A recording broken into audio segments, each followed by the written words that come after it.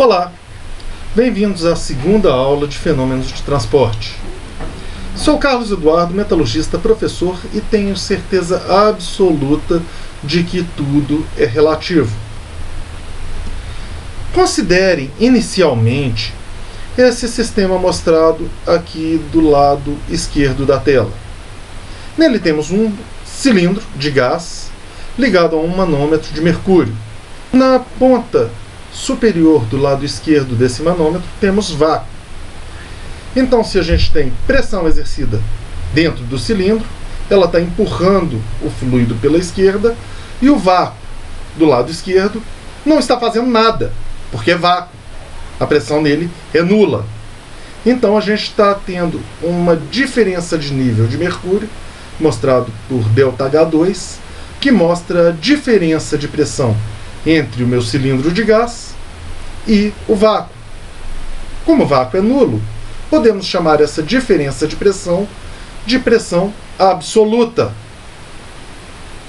Se a ponta do meu manômetro estivesse aberta para a atmosfera, duas coisas iam acontecer. Primeira, que o desnível seria menor. Afinal, agora, temos um equilíbrio de forças. A pressão exercida pelo meu cilindro e a pressão da atmosfera exercida pelo lado esquerdo, cada uma empurrando o fluido para um lado, até que encontre um ponto de equilíbrio. Nesse ponto de equilíbrio, a gente tem esse ΔH1, que é o desnível. Ele nos mostra o quanto que a pressão dentro do reator está maior do que a pressão atmosférica. Como isso está nos mostrando uma diferença de pressão entre dois sistemas, o cilindro e a atmosfera, a gente tem aqui uma pressão relativa. A pressão atmosférica é uma pressão muito interessante, muito usada em todos os sistemas, afinal, vivemos sob essa pressão o tempo todo. O sistema pelo qual ela é determinada é muito semelhante ao primeiro exemplo mostrado. O barômetro, ele nada mais é um cilindro cheio de mercúrio, mergulhado em uma bacia de mercúrio. Parte desse mercúrio desce e fica vácuo lá dentro.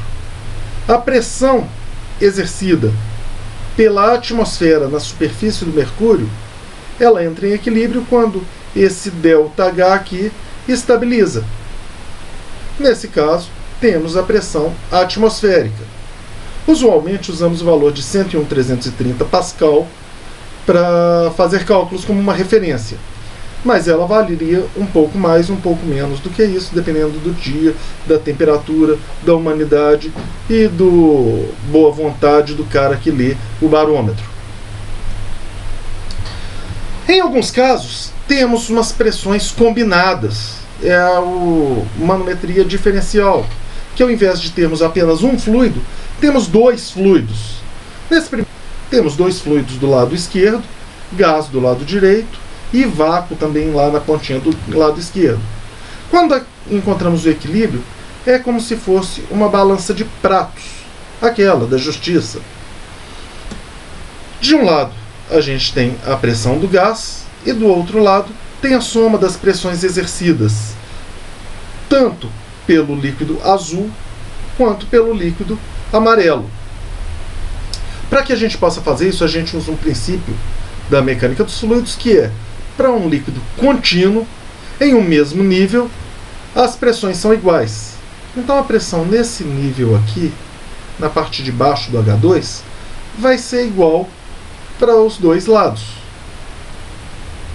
Agora, imagine que em vez de ter vácuo aqui, nosso sistema seja aberto para a atmosfera.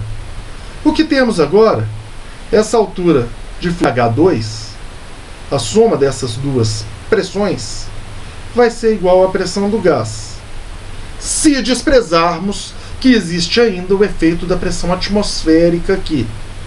Isso está nos mostrando o quanto que a pressão dentro do cilindro é maior do que a pressão atmosférica. Isso é uma pressão relativa. Se incrementarmos na nossa balança de prato a pressão atmosférica, nós eliminamos essa variável do sistema e voltamos a ter a pressão absoluta. Qualquer dificuldade na forma de se fazer os cálculos da pressão, por favor voltem no vídeo 1 desta sequência que eu estou preparando para tirarem quaisquer dúvidas.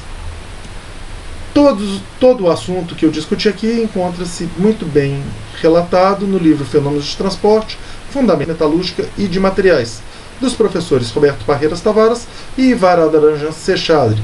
Muito obrigado pela atenção e até a próxima!